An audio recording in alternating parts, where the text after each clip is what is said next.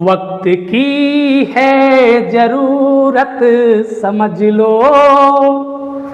बिन पढ़े अब गुजारा नहीं है। ना कोई रहनुमा ना हुकूमत, कोई भी अब तुम्हारा नहीं है। बस पढ़ो और पढ़ कर बढ़ो तुम, वक्त तारीख बदली मिलेगी।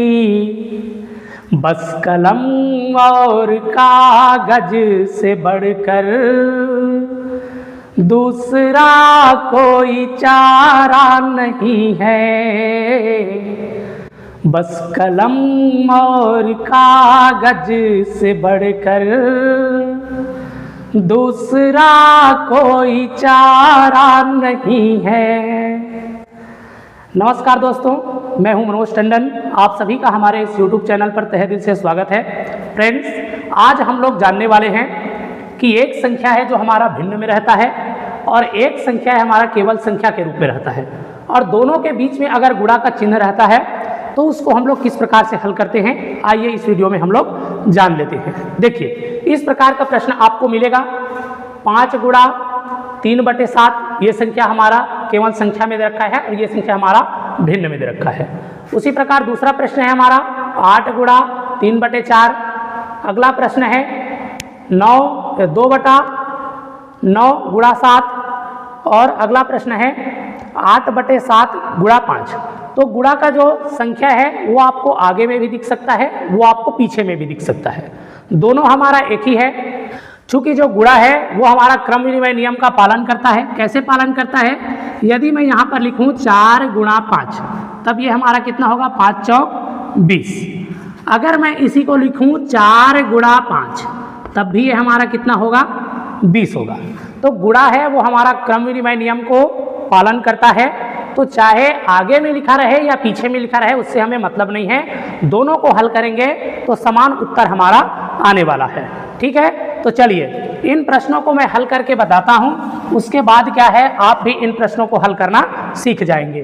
पहला वाला मैं प्रश्न यहाँ पर लिख लेता हूँ। पहला वाला हमारा प्रश्न है 5 गुणा 3/7। 5 गुणा 3/7 लिखा हुआ है।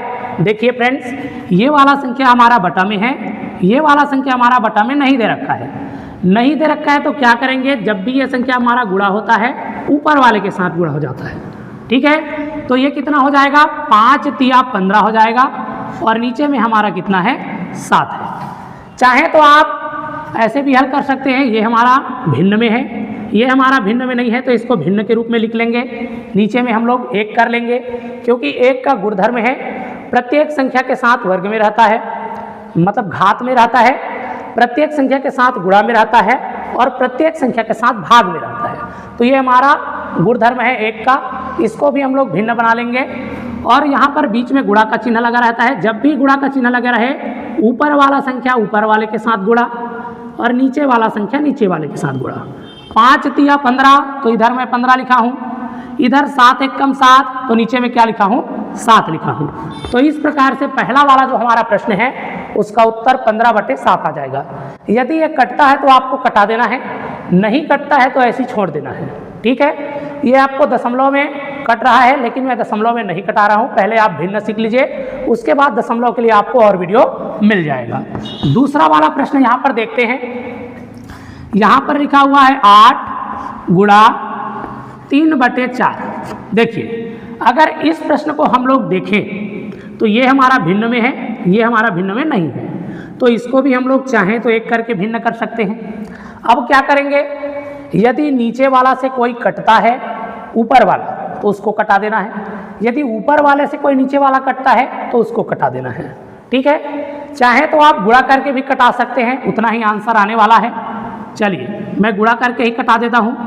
ये हो जाएगा हमारा 8 तिया 24 और नीचे में हो जाएगा हमारा 4 एकम 4। अब हम लोग नीचे वाला पहाड़ा हमारा छोटा है, तो इसी का पहाड़ा पढ़ के इसको कटाएंगे। 4 एकम 4 और 4 छक्का कितना हो जाएगा? 24 हो जाएगा। तो इस प्रकार से हमारा उत्तर है वो कितना आ जा रहा है? 6/1 आ जा रहा है। और इस 6/1 को हम लोग 1 6 लिख सकते हैं, ठीक है, क्योंकि नीचे का जो 1 है वो हमारा विलुप्त हो जाता है। अगर ऊपर में हमारा 1 दिखे, नीचे में 6 दिखे, तो जैसे का तैसे हमें लिखना पड़ेगा। लेकिन नीचे में हमारा 1 रहे, ऊपर में कोई बड़ा संख्या रहे, तब उसको हम लोग नीचे की संख्या को गायब कर सकते हैं।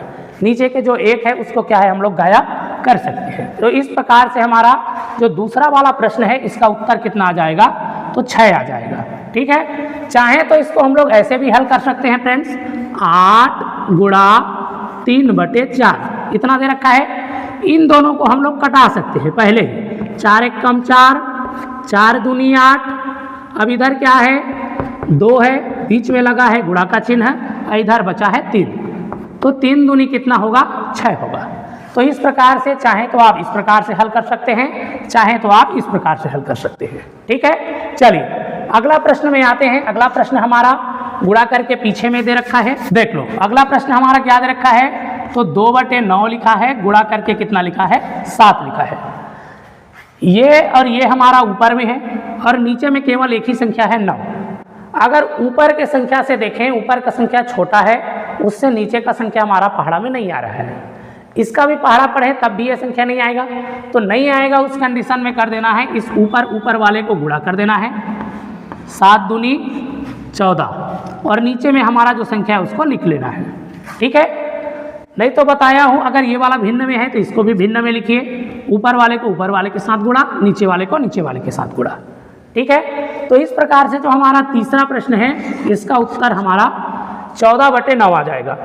अगला प्रश्न को हम लोग देखें तो अगला प्रश्न हमारा क्या है, चौथा नंबर का प्रश्न दे रखा है 8/7 और गुणा करके लिखा है 5। ये वाला भिन्न में है, इसको भी भिन्न बदल दीजिए। अब ऊपर वाले का गुणा ऊपर वाले के साथ, जब भी यहाँ पर गुणा का चिन्ह दिखे ऊपर वाले का ऊपर वाले के साथ गुणा करना है और नीचे वाले का नीचे वाले के साथ गुणा करना है। तो इस प्रकार से 8 5 6 40 हो जाएगा और नीचे में 7 1 कम 7 हो जाएगा। तो हमारा जो आंसर है वो क्या है, 40/7 निकल करके आ जाएगा। तो निश्चित रूप से आपको इस प्रकार का जो गणित है, इस प्रकार का जो गुणा है वो आपको समझ में आ गया होगा। चलिए, इस प्रकार का गुणा यदि आपको समझ में आ गया है तो एक प्रश्न मैं यहाँ पर लिख रहा हूँ, इसको आपको क्या करना है, कमेंट बॉक्स में कमेंट करके बताना है, हल करके इसका आंसर आपको कमेंट बॉक्स में देना है। लिखना है इधर 7 गुणा 5/9, 7 गुणा 5/9 लिख दिया हूँ। इसको हल कीजिए और हल करके आपका जो उत्तर है वो आपको कमेंट बॉक्स में दीजिए, ठीक है। चलिए, नमस्कार, जय हिंद, वंदे मातरम।